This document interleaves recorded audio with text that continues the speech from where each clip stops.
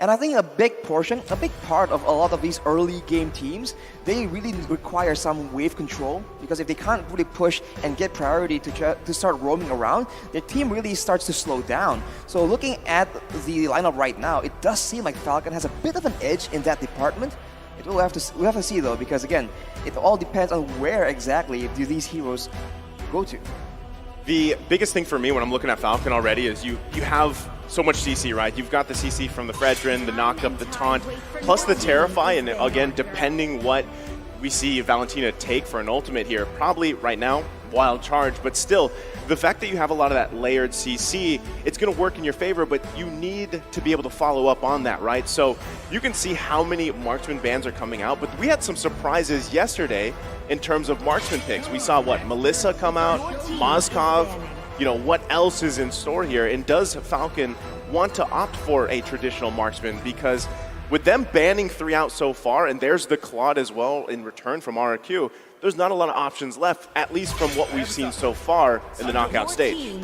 Well, right now, RRQ banned away the Claude, so logically speaking, that means they already have their gold laner, or if they're planning on going for something different than a Claude. So a bit of a mind game here, because the Lunox can still go in that role, and the Harith has been banned out as well. A bit of a different priority for both these teams, but it does seem like Falcon, they're just setting up for a very strong front line. They ban out a long distance, long DPS heroes like that Beatrix. They can just burst through. So maybe they just want something more kitey, you know, something that can maintain distance a bit more. You know, with the way Falcon was banning, even in second phase, they ban out the Beatrix. I'm thinking, oh, they're probably going to pick up a Harith for the gold lane or something very out of the ordinary. But RRQ calls the bluff right there, and they're like, yeah, I think we know what you're going for here. So they ban out the Harith, they ban out the Claude, and now Zipex kind of, you know, he's really got to think about this. Is that Clint? He was hovering over the Moskov. Well, kind of a bit of a sneak peek here. It's a bit unfair. He just goes for it. He's like, I'm going to full send it. I'm going with it. Now, it doesn't have the best win rate here, but this, again, could just be that comfort pick for Zipex.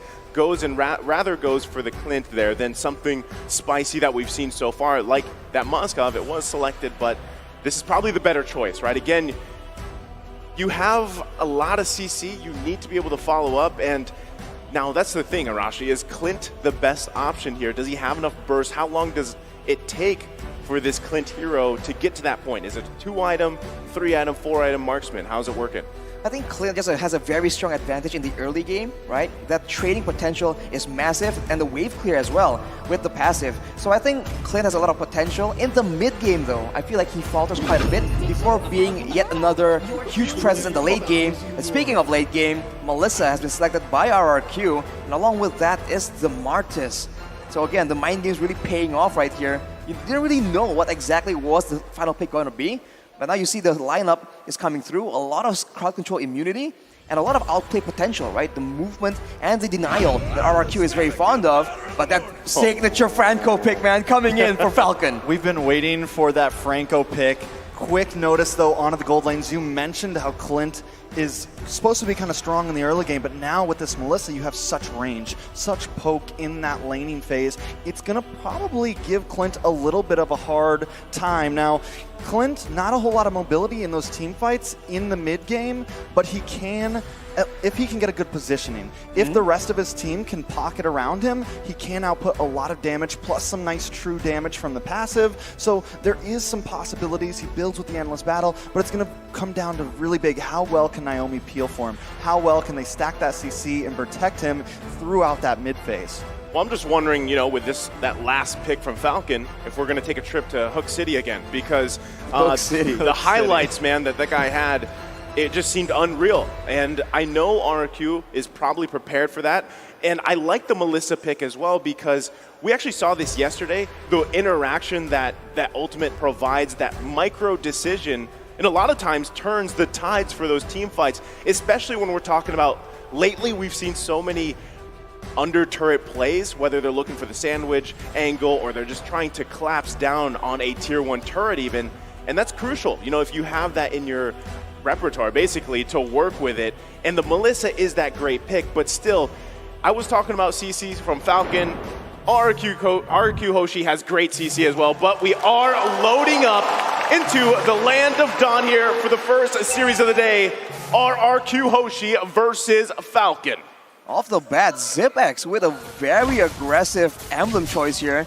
The killing spree being used to ensure that I guess he can go a bit more aggressive and chase for those very valuable kills in the early game. But R7 with the mystery shop, with the vengeance, as we mentioned, very dangerous, but Clay gets hooked in. The sustain will be enough, but Falcon already showing dominance in this early game. Yeah, already a big hook, already a lot of aggression from the side of Falcon, and this is exactly what we wanted to see. This is exactly what we thought they would bring. Well, off to a decent start. I mean, it's a pretty stalemate right now. Oh, big pick on Albert. He will be able to get away with ease, though, but it does look like they want to keep on bringing some aggression. Justin going to come up, trying to get the Terrify on Vin. Ken moving in as well, bringing Vin down to about half health. He's going to try to get away with this. Gets a nice defense. Wow. Wait, will he get the dash? Ken trying to catch him, just can't, though. Also, it's a very close situation, and this is why you can't really just go aggressive against Falcon, because they will punish you. And look at these hooks, man. Barely misses onto Clay, but of course that is so dangerous, and that is something that is going to be at the back of their minds right now. There it is, right? I was just talking about that in the draft. Falcon is ranked first in first blood rate with 93.33%. 14 out of 15 games. No one's claimed it just yet, but both teams going to work on the first turtle. Most definitely Ken trying to get a nice position here, but in comes Albert. The appraisal's wrapped double lands down, and Ken's able to take the turtle. Nice pick, but the battle does still pursue. Albert goes down. Vin may just be next, caught in the middle of 4. That is another kill for Ken, putting him at 1-0-1. First blood plus another to the side of Falcon. So they maintain that statistic, and let's take a look how that worked out for the Marashi. They're getting 3 more items here. Of course, Zipex has some more life steal here, but R7 trying to go in against Ken. Unfortunately, he's getting too low. The vengeance is spot, but it won't be enough. That is huge, but Albert wants to keep on pushing it. Ken gonna switch positions, but he's taken out by Clay. This could be bad for Albert, though. No, they find Naomi. Albert goes down to Justin, but now Justin trying to escape. Can't quite make it. The Brilliance comes out. They're on the chase. Wild Charge comes in. Yellow Flash goes down, and so does Justin. Yellow Flash actually still up. Ends up finding Clay there. Overall, a 2-for-1 trade. RQ fighting back. On paper, RRQ has a lot more late game heroes, but this is what we've been talking about, right? Falcon trying to aggress, but RRQ is not backing down at all. They keep matching these plays, and they keep getting a bit of an exchange. It can work out, but like I said, it's a bit dangerous, especially if they start losing the tempo and letting Falcon get control of the game.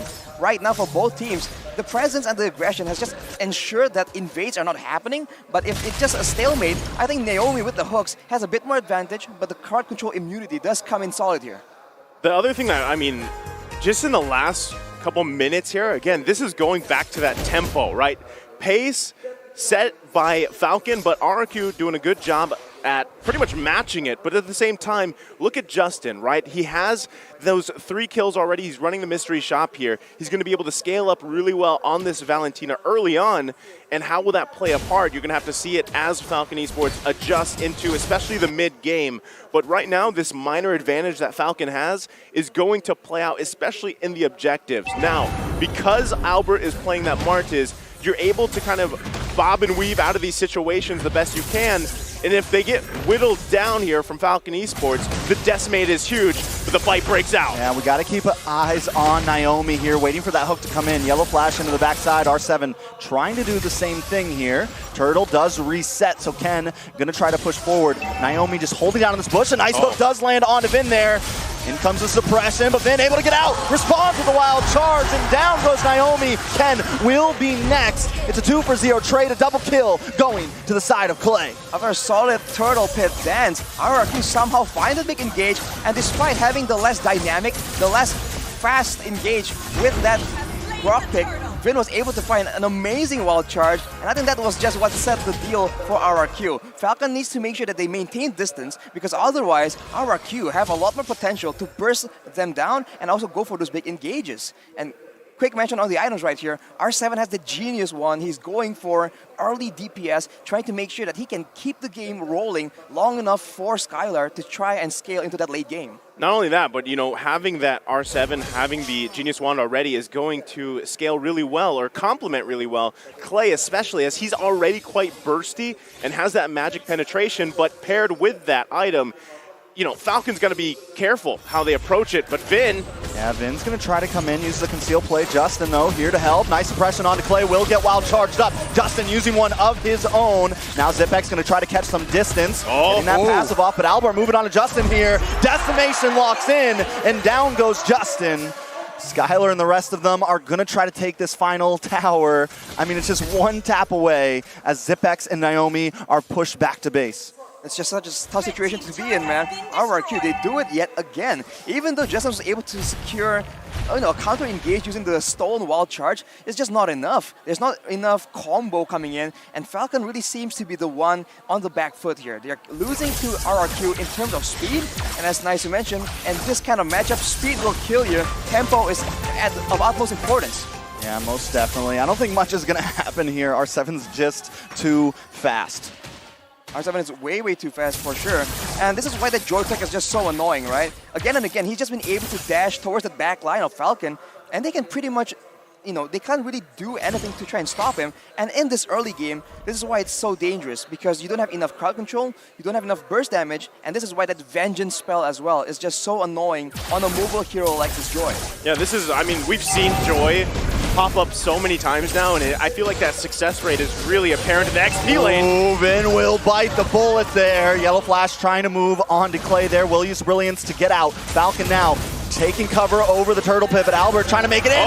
Will take the turtle. A beautiful retribution. Hook does land onto Skylar. Skylar trying to get away here. R7 now getting on to Zipex. Zipex goes down. Clay in a very bad situation. The taunt comes in. He finds him, but the battle still pursues under the purple buff. R7 trying to get them down. Albert will fall. A nice pick. Overall, a 3-for-1 trade, but RQ does take the turtle. Ooh, it seems like Yellow Flash still wants to go for a bit more though, but R7, look at him just denying Justin any kind of presence, but he might just a bit of more than he can chew. But no, he is able to escape with the mobility, and despite getting the turtle, RRQ got punished heavily in that fight. That's the best thing they can do, right? I mean, if they're able to get those objectives here for RRQ, at least you have that going for you into the mid-late game transition. So, but what we're seeing again is the pretty much the pendulum of tempo between both these teams. First, it was Falcon, RRQ got it back, and now it's Falcon once again. Oh, but a nice hook does come in. Wild charge coming down from Vin. Brilliance comes out. Naomi taking a little bit of damage. Yellow Flash does secure a tower, though, on the top side. Albert now coming to help out the team. RQ will disengage. Falcon taking a little bit of revenue, though, in the mid and the top lane. So they hold on to it. It's one hit away there on the bottom side, tier 1. Still looking for a map advantage here. Naomi! Ooh, R7 should be able to get away from this, but it is a lot of damage from Zipex. He's going to need to be careful because Falcon is hovering down this bot lane. Every time Falcon gets an engage, RRQ, it seems like their go-to response is to fight fire with fire and aggress back. And this is making it very difficult for Naomi to get a lot of value with these iron hooks. Because even if someone gets hooked, they don't back away. They all go in at the same time. And with Clay, for example, having the immunity with the Brilliance order is just going to allow him to just buy so much more time. And Falcon is definitely struggling to deal with this, but they still are sitting at a 2K gold lead, and that is significant, especially with how they play. Well, this is big, right? Zipex finally getting that BOD. First Lord of the game is going to be up here. Justin holding on to that wild charge. Everybody, not sure if they want to commit to this just yet. It is going to be Ken and Albert dancing around it. But you see everybody managing the waves the best they can before they get in position for the fight here. Ken and Albert still at a stalemate. And also Naomi waiting patiently there. I think he did spot out R7. But still looking for the best advantage point for both teams. Yellow Flash getting vision as well.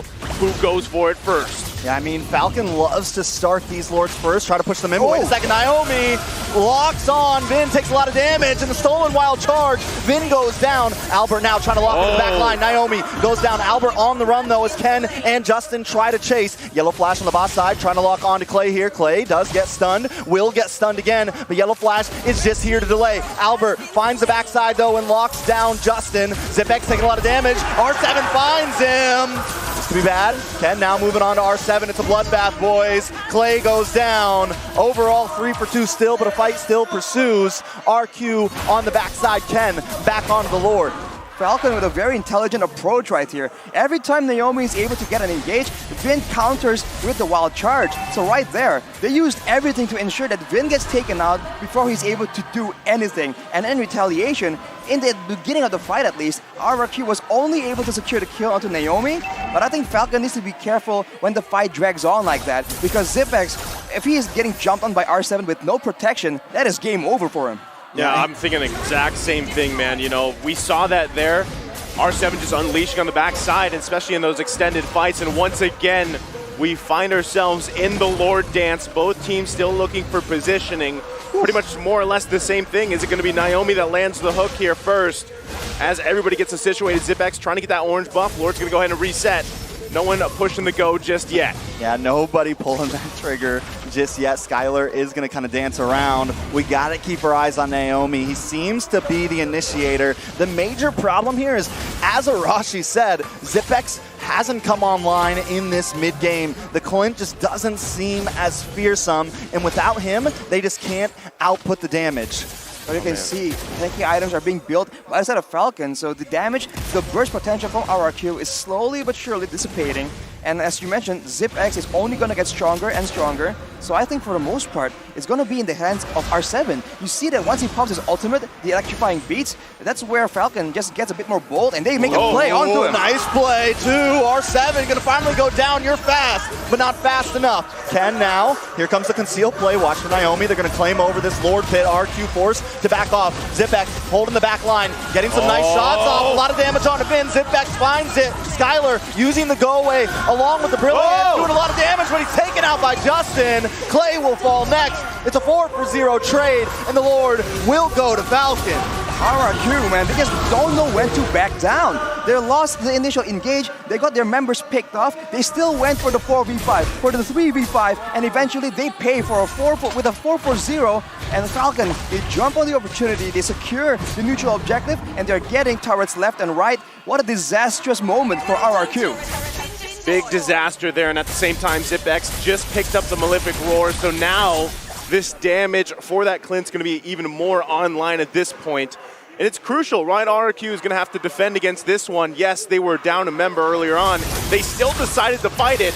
Look at the gold lead already for Falcon as they press the issue into the base here. Yeah, but with Skylar, they should be able to melt down this Lord. It is just Lord 1, Yellow Flash with the split, keeping them at bay. One minion still stands. ZipX getting a couple passive shots, trying to make them onto this base. Can't quite connect just yet. Falcon now moving up to the top side here. R7 going to come into the backside. Vin uses a conceal play, trying to find someone, or maybe just trying to create some space, but Falcon doesn't want to give it up. A nice hook does come down. Vin tries to survive, but ZipX takes him out. R7 forced to retreat. Justin falls though. Clay able to capitalize. This could be bad. Skylar moving in. Yellow Flash goes down next. Albert finds it, but Naomi then finds him. This is what we call pushing the tempo. Another hook, but R7's still going to press it on. He wants to keep pushing. ZipX can't get away from it. R7! Man, this joy is online. Ken and Naomi forced to retreat. Clay with his back, but R7 keeps on pushing under 2 towers. But the hook comes in. Falcons trying to climb something, but just can't. They just keep fighting and fighting, and eventually they will come out on top. This is the RRQ playstyle, and it's so nerve-wracking because you have no idea what's going to happen. What is for sure though is that the marksman right here is just playing such a key role in these big team fights, man. Whenever Skylar is able to free hit, you see that Falcon just start getting shredded. But if you can see, if ZipX is the one left alone, he is the one dealing that damage. So it just seems like for both teams, the pickoff, the burst is what matters, right? If Falcon can get a pickoff first, RRQ start to falter. But if RRQ can get to the back line, that is where Falcon are forced to retreat with all their members unless they want to lose ZipX or Justin. I just think it's so perfect that basically this matchup comes down to tempo, and you have the joy here with the beats, right? Yeah, also, you know, that's how we saw it unfold. But I mean, you make good points here, Arashi, and at the same time, you have to take note, RRQ with that play, that defense and initiation, they whittled down that gold lead. What, 5K at one point here for Falcon?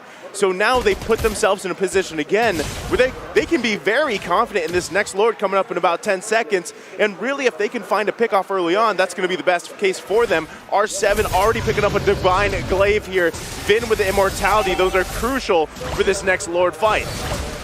It's just how they play, man. They go for a solid late game picks, but they just keep going at it and trade kills, and they're going for a fight again. Ooh, that is a big resource wasted. Vin trying to get the wild charge down. Suppression does lock onto R7, but he may be able to escape this. Has the shield. He's not trying to escape. He wants to find a kill, and he finds it, but he pays the price. Yellow Flash is going to lock on. He's sitting on top of Albert right now. Ken goes down to the backside. Skylar finds a beautiful angle, and now they're going to disengage a 2-for-1 trade to the side of RRQ. Honestly, man, the DPS coming from RRQ is just so lethal right now. Melissa and a Lunox in the late game is the worst of both worlds for the members of Falcon, but Naomi still finds that hook, man. It's insane. Definitely insane, but the hooks just don't seem to be enough right now. Play will take the Lord. Yellow Flash will get knocked up. Vin gonna go down to the Immortality. Won't survive that one. Yellow Flash, though, is on top of Albert here. He's gonna try to back off, but Skylar found him. Locked on. Yellow Flash forced to flash away. This is looking a little grim for Falcon. So as you're seeing these fights break out here, Skylar is just able to unleash, right? A lot of the times it's R7 doing what Joy does best. It's a distraction. You distract the enemy team here, you whittle them down, Clay is that burst, and Skylar's just kind of in the back, you know, unleashing here. Now, Falcon Esports, if they want to turn the tide here, first, they need the successful defense against this Lord in the mid lane, do their best there, and then from at that point, they've got to get past the R7 issue, and it's honestly going to come down to that lockdown. That's what we've been seeing with the Bloody Hunt combination or the hooks here, but now here's the Lord in the mid side. Yeah, I like the fact that they tried to get it down as much as possible before it connects onto the inhibitor. RQ going to play it very disciplined here. They know their advantage isn't so great just yet, and that, I think, is where Falcon messed up in their last push. They stayed a little bit too long. And look at the waves here being manipulated by RRQ. They're making sure that it all comes at the same time. You can see that Falcon is being split up quite a bit, but RRQ, they won't be able to get a pick off unless they want to go under the turret. That is a bit too bold from them. They will show discipline and back away. And I think that's what's very important, Naisu. Like you said, rationing your crowd control to ensure that the right targets don't get to have a role in the big fight is so critical for Falcon. Well, you can chalk that up as a successful defense now that both teams have had. But look at Falcon. They're going to go ahead and look for a pick. They know that Albert's there, but they still have to be very cautious on how they approach it. Ooh. That's going to be an Iron Hook missing. Albert knows where they are. The purple buff fight's going to ensue. But it looks like it was taken by Ken. But then he gets knocked up. Will go down. Skylar starting out put a lot of damage, melting down Yellow Flash as well. Justin trying to escape here. The rest of the team on the wall. Maybe want to try to re-engage this. Naomi uses the conceal play. Another material down. RQ possibly going for the re-engage. Here comes the conceal play. R7 pushing the front side. Wall does come down. This will secure the first inhibitor for RRQ.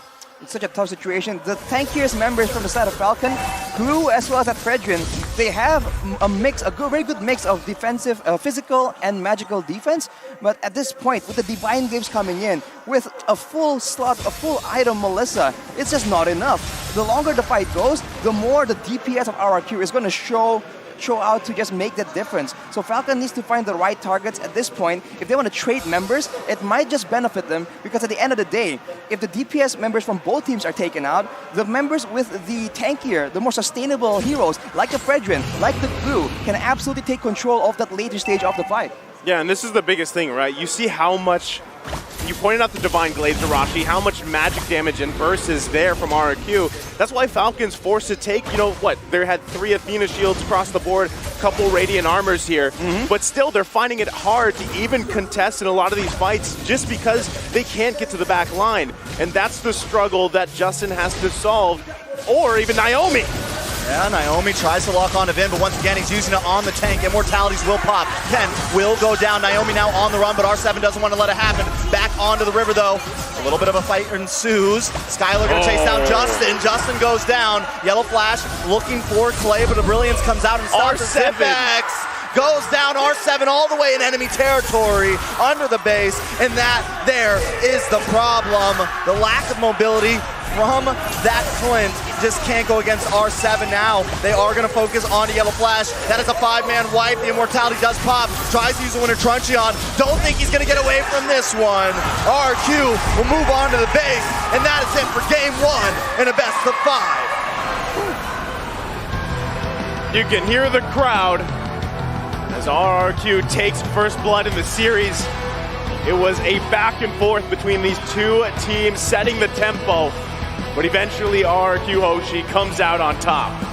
What a wild playstyle, man. Every time you think that, wow, they made a mistake, they lost 4 members for nothing. The next fight, they just come in and wipe the whole opposing team instead.